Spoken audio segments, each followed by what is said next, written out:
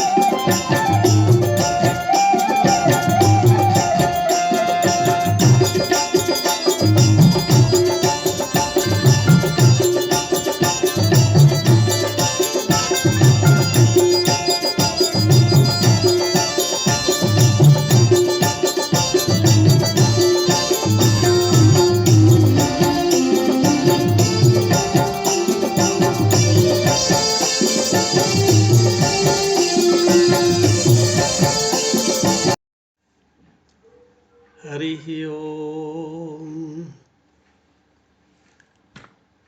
गुरुर्ब्रह्मा गुरुर्विष्णुः गुरुर्देवो महेश्वरः गुरुः साक्षात् परब्रह्म तस्मै श्री गुरुवे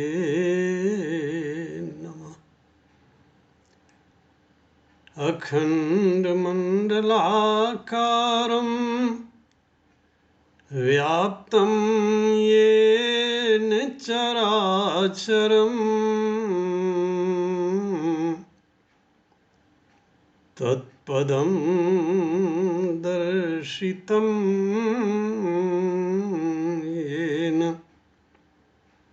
तस्मै श्री गुरुवे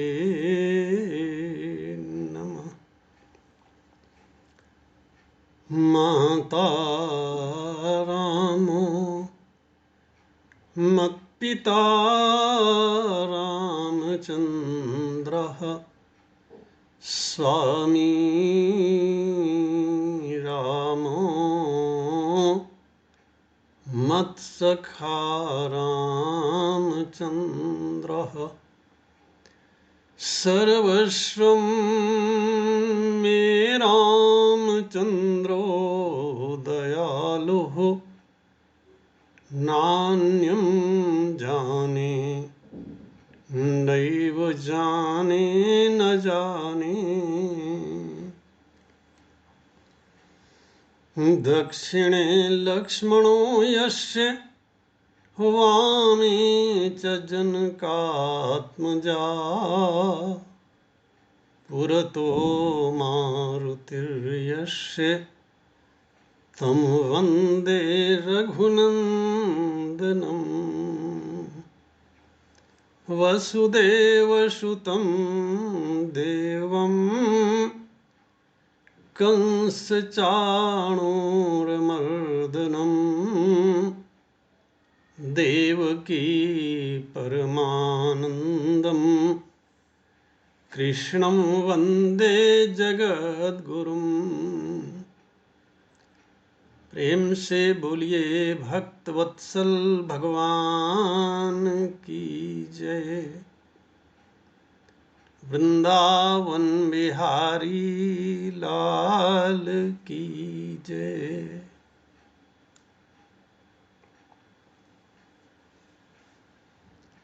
समादरणीय संचालक महोदय,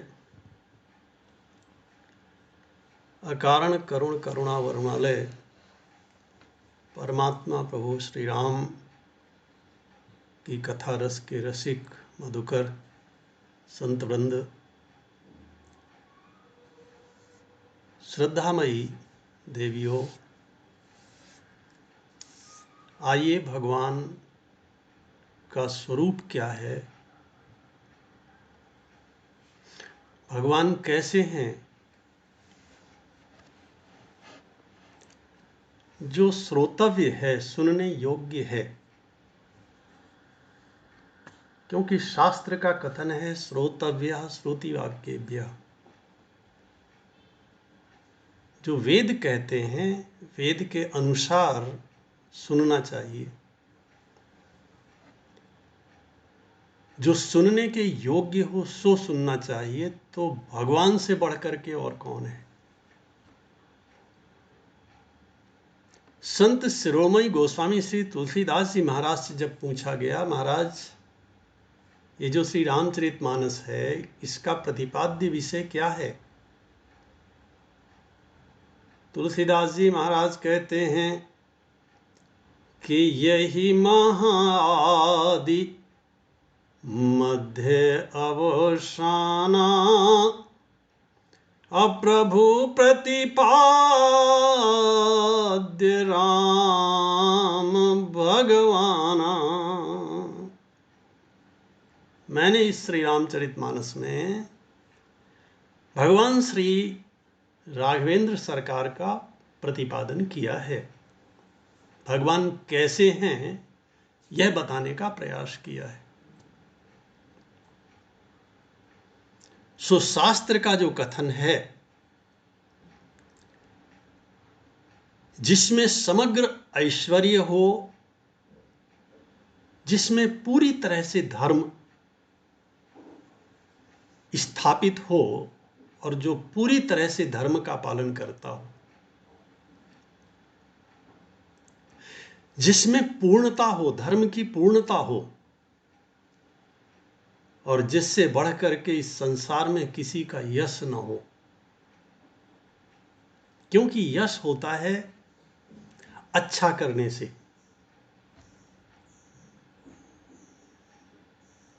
ये संसार में जितने गुण हैं, ये सब के सब वहीं से आए हैं, उन्हीं भगवान के पास से।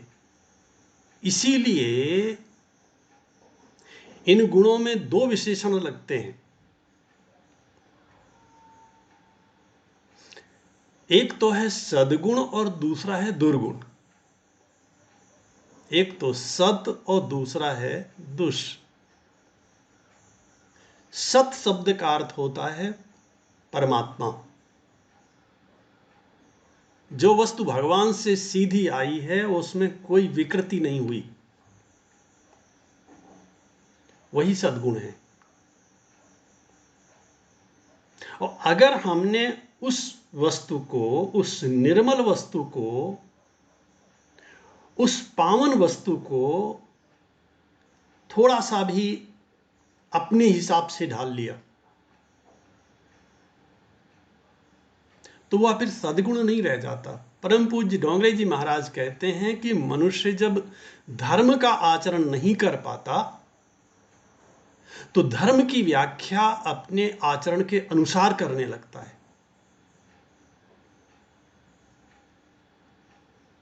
सो इस व्याख्या से सदैव सावधान रहना चाहिए। कई बार आपने ऐसा भी सुना होगा, भोगों को भी भोगते रहिए और भगवान की भक्ति भी करते रहिए।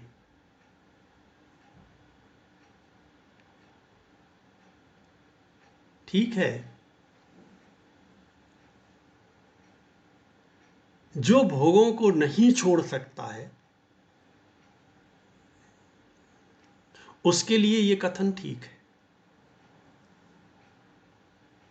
अगर कोई संकल्प लेकर के ये कहे कि मैं तो अब नहीं छोड़ सकता, नहीं छोड़ सकते, तो ठीक है भाई, भोगों को भी भोगो, थोड़ा भगवान का नाम भी ले लिया करो। जैसे हनुमान जी महाराज ने रावण को उपदेश किया, उन्होंने ये नहीं कहा कि तुम सब प्रकार का अभिमान छोड़ दो। मोह मूल बहुसूल प्रद त्यागहु तम अभिमान। वो जानते हैं ये तमोगुणी व्यक्ति है। इससे मैं ये कहूंगा कि तुम रजोगुण छोड़ो, तुम सतोगुण छोड़ो और तुम निस्त्रय गुण्यो भवार्जुन, जो भगवान ने गीता में अर्जुन से कहा है, वो बात कहूंगा तो इसकी समझ में नहीं आएगा। तो उन्होंने कहा पहले तुम केवल तमोगुण छोड़ो। तो ऐसे लोगों के लिए ठीक हो सकता है, लेकिन अगर भगवान से वास्तव में संबंध बनाना है, इसी जीवन में अपने अपने इसी जीवन में अतिशीघ्र परिवर्तन का दर्शन करना है, सच्ची शांति किसे कहते हैं, उस शांति का इसी जीवन में अनुभव करना है, तो भोगों से दूरी बनानी ही पड़ेगी। नान्य पंथा विद्यते अयनाय, वेद कहते हैं आत्म कल्याण के लिए दूसरा कोई मार्ग ही नहीं है, क्योंकि मन है एक, और एक मन एक बार में एक ही जगह रह सकता है। या तो वह भोगों के साथ रहता है, या भक्ति के साथ रहता है और भगवान के साथ रहता है।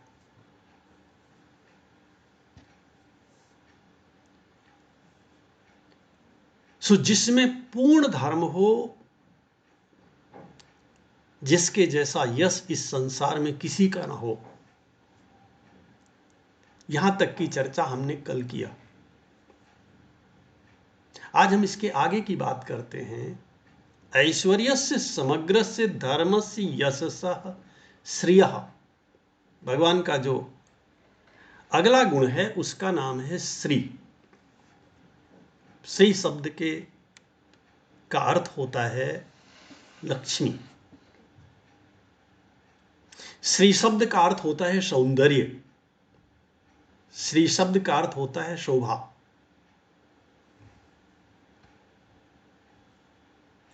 सो जिससे बढ़ करके इस संसार में कोई सुंदर नहीं है, वो है भगवान। वो जिसका स्पर्श कर देते हैं, केवल स्पर्श मात्र से जो कुरूप से कुरूप वस्तु है वो सुंदर लगने लगती है, और जो अपवित्र से अपवित्र वस्तु है वह पवित्रतम लगने लगती है। हमारे इस पांचभौतिक शरीर से अगर वे थोड़े समय के लिए बाहर हो जाएं,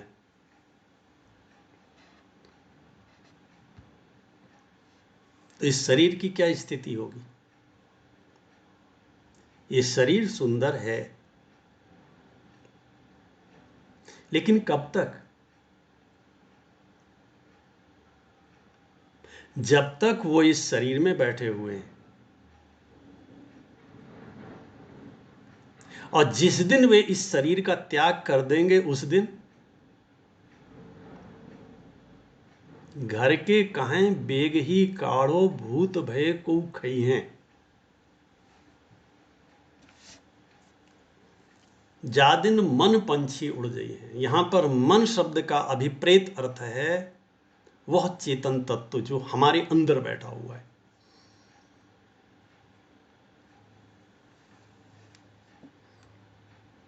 एक संत कहता है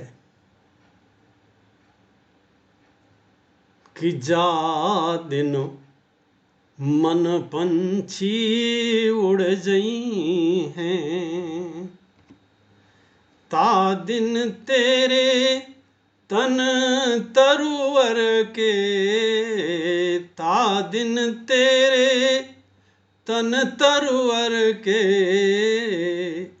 सबई पात झरी जई हैं, जा दिन मन पंछी उड़े जई हैं।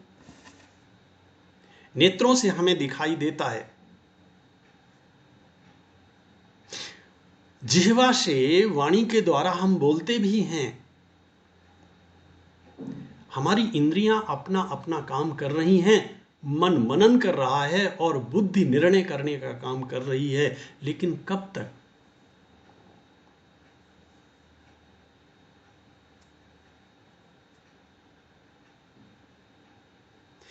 क्योंकि ये सब स्वभाव से जड़ हैं। ये सब स्वभाव से अपवित्र हैं, परम अपवित्र हैं।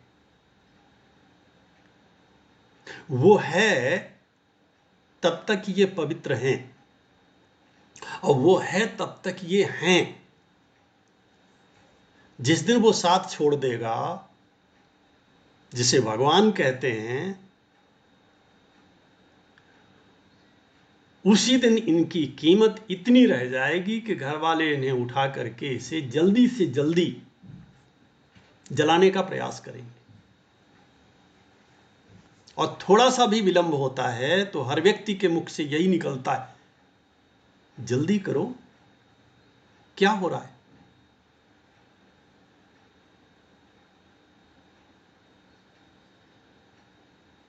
क्योंकि अब इसमें एक भी गुण नहीं रह गया, शरीर तो वही है।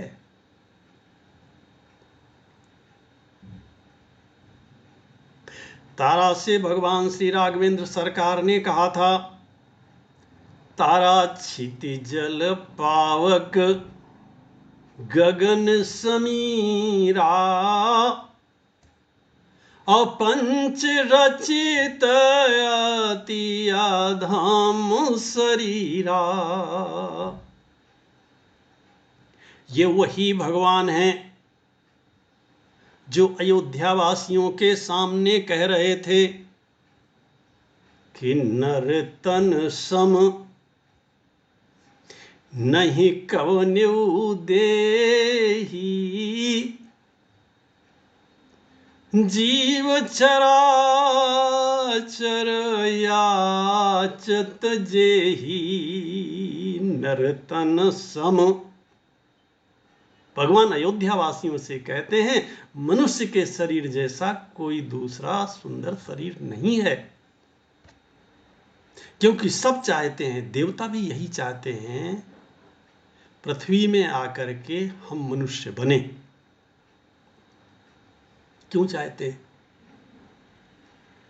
क्योंकि भोगों को तो उन्होंने भोगा। भक्ति का सुख कैसा होता है, ये केवल और केवल इस मनुष्य शरीर में ही प्राप्त होता है। सुलक्ष्मी के दो रूप हैं। एक लक्ष्मी वो है जो भगवान का कभी साथ नहीं छोड़ती, कभी साथ नहीं छोड़ती, कभी भी। और दूसरी लक्ष्मी है जिसे हम माया के रूप में जानते हैं।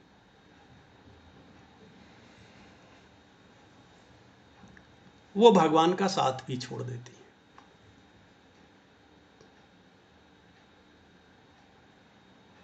ये बड़ा सुंदर संकेत है। रामचरितमानस में भी इसका उदाहरण दिया गया है। जिस समय भगवान श्री राघवेंद्र सरकार को राक्षसों का विनाश करना था, एकांत में उन्होंने एक लीला किया। लक्ष्मण हूं यह मरम न जाना, लक्ष्मण को भी नहीं बताया।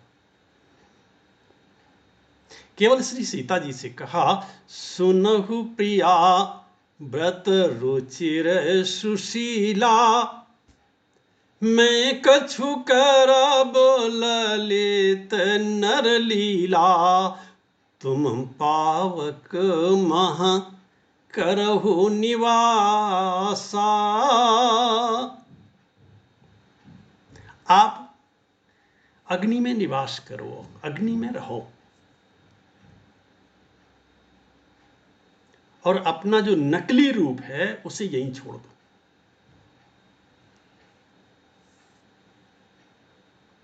क्योंकि अगर सीता जी से राम जी कहते कि अब मैं आगे का नाटक ऐसा ऐसा करने जा रहा हूं और तुम्हें लंका जाना पड़ेगा, तो सीता जी साफ मना कर देती। वो महान पतिव्रता हैं जो अयोध्या में नहीं रही। महाराज आपको नाटक करना है आप करो, आपको कौन मना करता है, लेकिन मैं आपको नहीं छोड़ूंगी। वो भगवान को कैसे छोड़ सकती थी?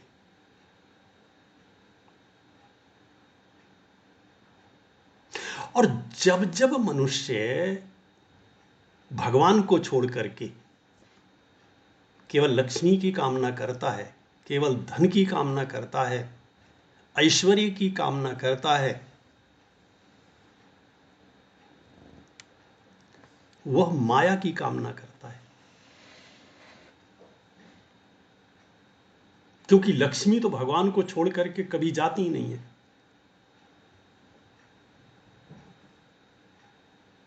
ऐसे लोगों के जीवन में बाहर की चमक दमक हो सकती है, वैभव हो सकता है, साधन हो सकते हैं, शांति नहीं हो सकती, सच्चा सुख नहीं हो सकता, आनंद नहीं हो सकता, भक्ति नहीं हो सकती, यथार्थ शक्ति भी नहीं हो सकती। सो यही स्थिति रावण की है। सोने की लंका का स्वामी है। देखो, सोने की लंका अगर किसी के पास होगी तो वो रावण के पास ही हो सकती है। राम जी आपको जब मिलेंगे किसी वृक्ष के नीचे मिलेंगे, किसी गिर की कंदरा में मिलेंगे, किसी वन में मिलेंगे और किसी दीन के दरवाजे पे मिलेंगे। राम जी कभी आपको सोने के महल में नहीं मिलेंगे। ये लोग तो भगवान की पूजा करने के लिए भी नौकर रखते हैं।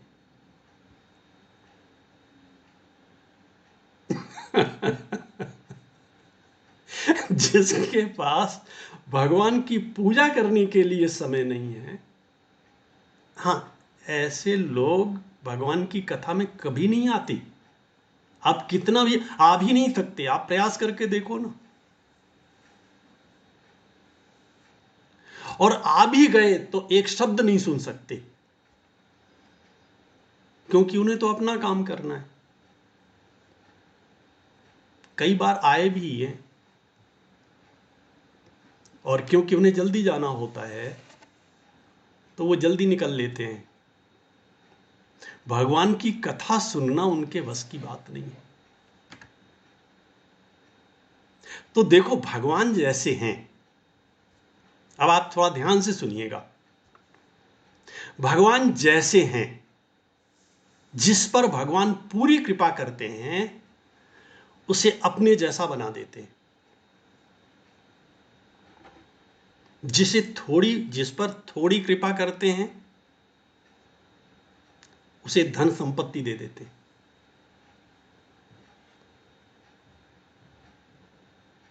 खूब सारा धन संपत्ति दे देते हैं। और जिस पर ज्यादा कृपा करते हैं, उसका धीरे धीरे सब कुछ छीन लेते हैं। श्रीमद् भागवत के 10वें स्कंद में बड़ा विचित्र लिखा। वेदव्यास जी महाराज लिखते हैं, भगवान स्वयं कहते हैं, यस्याहम अनुगृह्णामि हरिष्ये तद धनम सनैः। मैं जिसके ऊपर ठीक से कृपा करता हूं, धीरे धीरे उसका धन छीन लेता हूं। किसी ने पूछा, महाराज ऐसा क्यों करते हैं? बोले, ऐसा इसलिए करते हैं कि जब तक उसके पास धन रहेगा तब तक लोगों की भीड़ रहेगी, और धीरे धीरे जब उसका धन समाप्त हो जाएगा, लोग भी उसका साथ छोड़ देंगे। उस समय उसका दुख देखते बनता है। संस्कृत में एक नाटक है मृच्छकटिकम, उसका नायक है चारुदत्त। बहुत धनी है, संयोगवश उसका धन चोरी चला जाता है, कुछ नहीं रहता उसके पास। और जब कुछ नहीं रहता तो लोग भी जो उसके पास आते थे वे भी आना छोड़ देते। चारुदत्त कहता है, धन के जाने से मुझे कष्ट नहीं हुआ, मुझे कष्ट तो इस बात का है जो मेरे अपने लोग थे, उन्होंने मेरे पास आना बंद कर दिया।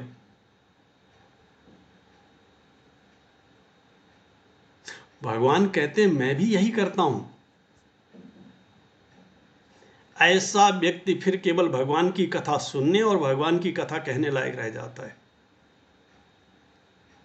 तब वो फिर चैन से बैठ करके भगवान की कथा सुनता है।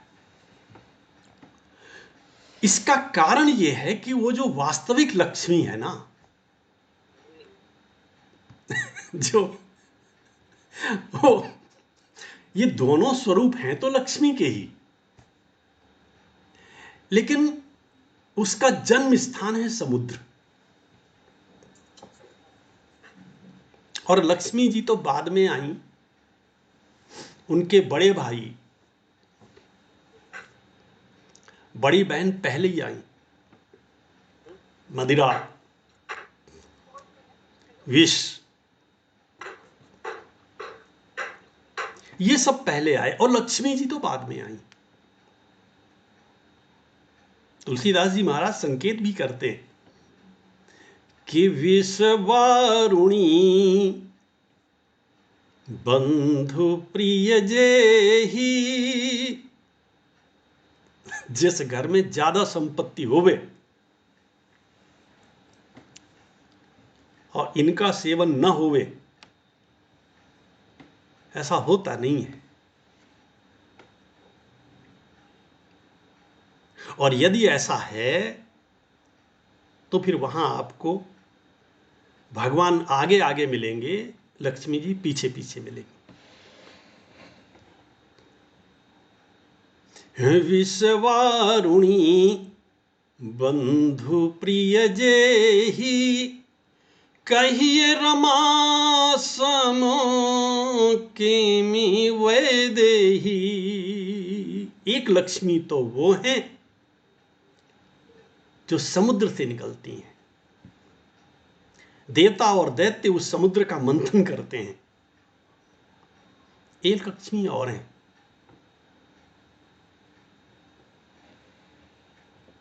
उन्हें हम प्रेम स्वरूपा जानते हैं, धर्म स्वरूपा जानते हैं।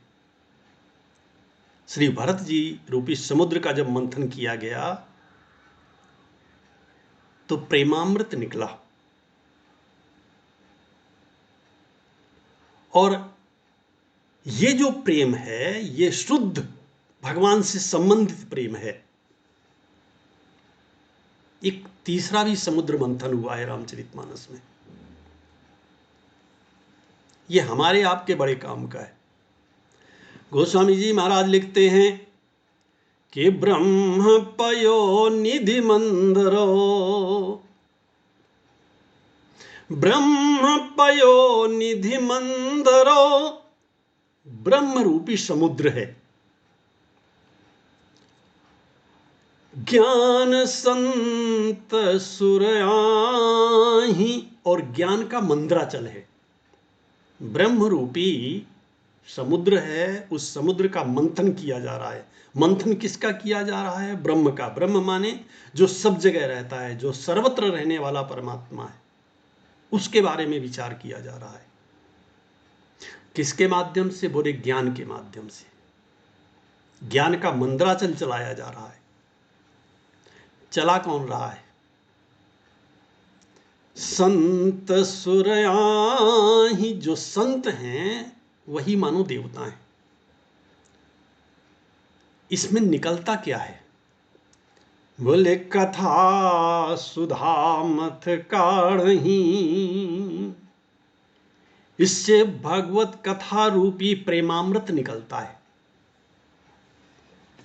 यह भी एक प्रकार का अमृत है। इस अमृत की विशेषता यह है, देखो वो अमृत तो देवताओं ने पिया जो समुद्र से निकला था। इस अमृत को पीने के लिए भी देवता आए। देवताओं को ऐसा लगता है कि जहां जहां अमृत निकले, वो अमृत अगर पीने को मिले तो हम ही को मिले और किसी को ना मिले।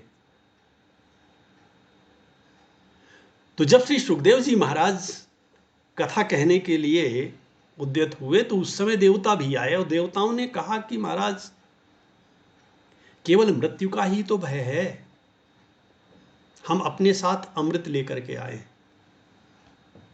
आप ये परीक्षित जी को पिला दीजिए और ये अमृत हमें दे दीजिए। वहां पर व्यास जी महाराज लिखते हैं, तदा देवान जहासा, उस समय सुखदेव जी महाराज ने देवताओं का उपहास कर दिया, आप लोग अमृत पीने आए हैं, क्वा कथा क्वा सुधा लोके, इसके माने आप जानते ही नहीं है कहां कथा और कहां ये तुम्हारा वाला अमृत। एक और कथामृत है और दूसरी ओर देवलोक का अमृत है, दोनों की तुलना करो, दोनों में अंतर क्या है? जो कथामृत का पान करता है उसे लौट के फिर इस संसार में नहीं आना पड़ता, उसे भक्ति की प्राप्ति होती है, उसे ज्ञान की प्राप्ति होती है और उसे भगवान की प्राप्ति होती है और उसका तत्काल मोक्ष होता है। वेदव्यास जी महाराज कहते हैं और सूत जी महाराज भी कहते हैं, यह दृश्य हमने अपनी आंखों से देखा है कि सुखदेव जी महाराज का तात्कालिक मोक्ष हुआ। इसके लिए किसी प्रमाण की आवश्यकता नहीं है। तो एक ओर तो ये अमृत है जो कथा का अमृत है, दूसरी ओर देवताओं को तो अमृत मिल चुका है, इसके बाद भी उनकी स्थिति क्या है? देवताओं की स्थिति यह है कि क्षीणे पुण्य मर्त्य लोकम विशंति, जिस दिन उनके पुण्य क्षीण हो जाएंगे उसी दिन उन्हें इस ताराधाम पर लौट के आना पड़ेगा। रावण श्री राम जी से तो वैर करता है, लक्ष्मी से प्रेम करता है। हमें सोचना पड़ेगा कहीं हमारी स्थिति रावण के जैसी तो नहीं है, जो लक्ष्मी को तो चाहे और लक्ष्मी पति को ना चाहे, जो लक्ष्मी से तो प्रेम करे और लक्ष्मी पति से प्रेम ना करे। ऐसा व्यक्ति कितने भी बड़े, कितने भी श्रेष्ठ स्थान पर क्यों ना बैठा हो, अंततः उसका पतन ही होता है। इसीलिए मंदोदरी कहती है रावण को समझाते हुए कि तव कुल कमल विपिन दुखदाई और सीता सीत निशा समाई, सुनहु नाथ सीता बिनु दीन है, अहित न तुम्हार संभोज कीन है। आप सीता का हरण करके तो लाए, राम से आप वैर कर रहे हैं, आपका भला कैसे होगा? वेद कहते हैं विद्याम चा यह तद वेद उभयम सह, ये दो हैं, एक और विद्या है और दूसरी ओर अविद्या है। एक और शुद्ध लक्ष्मी है जो भगवान, जो महान पतिव्रता है और जो भगवान के बिना रह नहीं सकती। भगवान तो रह सकते हैं लक्ष्मी के बिना, लेकिन लक्ष्मी कभी भगवान के बिना नहीं रह सकती। श्रीमद् भागवत में एक बड़ी सुंदर कथा आती है। राजा बलि से शुक्राचार्य ने कहा कि बलि, अगर तुम 100 यज्ञ कर लो तो स्वर्ग पर तुम्हारा अधिकार हो जाएगा, फिर स्वर्ग से तुम्हें कोई हटा नहीं सकेगा। बलि ने कहा, महाराज ऐसा करने में क्या हानि है? और बलि 100वां यज्ञ कर रहा है। देवताओं ने भगवान से प्रार्थना किया, भगवान ने कहा मैं भी कुछ नहीं कर सकता। धर्म के मार्ग से अगर महाराज बलि स्वर्ग का सिंहासन चाहते हैं तो मैं भी उनसे युद्ध नहीं कर सकता। देवताओं ने कहा, महाराज कोई उपाय नहीं है? बोले उपाय तो है। अब राजा बलि को उससे भी बड़ी वस्तु देनी पड़ेगी। भगवान वामन बन का रूप धारण करके बलि के पास जाते हैं। लोग कहते हैं वामन का रूप धर के भगवान ने बलि को छला। मुझे ऐसा लगता है कि भगवान ने बलि को तो नहीं छला, लेकिन बलि के द्वारा भगवान ने स्वयं को जरूर छलवाया। क्योंकि जब राजा बलि ने सब कुछ दे दिया, कथा आप जानते हैं, राजा बलि ने जब भगवान को सब कुछ दे दिया तो भगवान ने कहा ये जो तीसरा चरण है अभी ये तो अधूरा है। बलि ने कहा महाराज इसे आप मेरे मस्तक पे रख दीजिए। भगवान ने कहा बात समझ में नहीं आई। बात तो जमीन 3 पग भूमि की हुई थी। राजा बलि ने प्रश्न किया कि महाराज दाता बड़ा होता है कि देय बड़ा होता है? एक और देय है जो कुछ मैंने आपको दिया है, और दूसरी ओर मैं देने वाला हूं। सो दाता बड़ा होता है कि देय बड़ा होता है? भगवान ने कहा देय से तो दाता ही बड़ा होता है, क्योंकि अगर वो न देवे तो याचक कुछ नहीं पा सकता। बोले महाराज और तो कुछ बचा नहीं मेरे पास, अब मैं हूं, तो मेरे मस्तक पर ये अपना जो तीसरा चरण है वो रख दीजिए। और भगवान ने अपना चरण महाराज बलि के मस्तक पर रख दिया। इससे बड़ा सौभाग्य किसी का और क्या हो सकता है। गोपियां तो भगवान से कहती हैं अपना कर कमल हमारे मस्तक पे रख दीजिए। भगवान ने रखा कि नहीं रखा, रखने का वर्णन तो नहीं आता, लेकिन यहां तो भगवान अपना चरण महाराज बलि के मस्तक पर रख देते हैं। और चरण रखने के तत्काल बाद भगवान महाराज बलि से कहते हैं अब राजन जो मांगना चाहो सो मांग लो। बलि से ये नहीं कहा था कि जो कुछ मैंने तुमसे लिया है उसे छोड़ करके मांग लो। भगवान ने कहा राजन अब तुम चाहे जो मांग लो। सो राजा बलि ने कहा कि प्रभु इस शरीर में 10 छिद्र हैं, और राजा बलि को भगवान ने पाताल भेजा। सो पाताल में जो राजा बलि का महल है उस महल में भी 9 छिद्र, 9 दरवाजे हैं। इस शरीर में भी 9 छिद्र हैं। पता नहीं किस मार्ग से मैं बाहर जाऊं, मैं जिस किसी मार्ग से बाहर जाऊं आपका दर्शन करना चाहता हूं।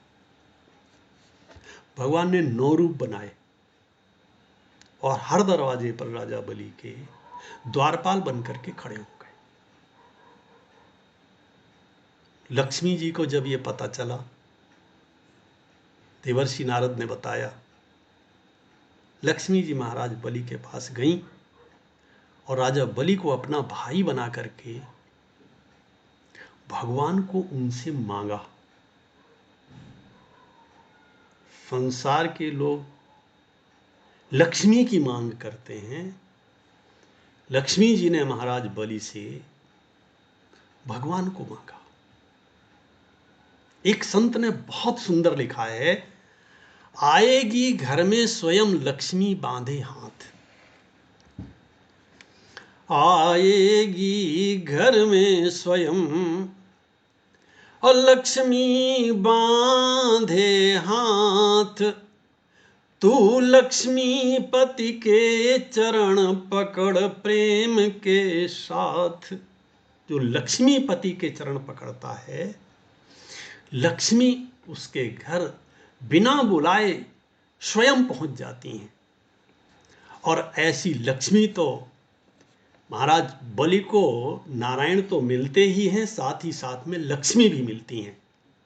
लेकिन रावण इतना अभागा है, उसने लक्ष्मी का हरण किया, समूल विनाश हो गया, वंश नाश हो गया। सो हमें भी ऐसी लक्ष्मी की कामना करनी चाहिए जो अपने साथ में भगवान को लेकर के आए। प्रेम से बोलिए भक्त वत्सल भगवान की जय। वृंदावन बिहारी लाल की जय।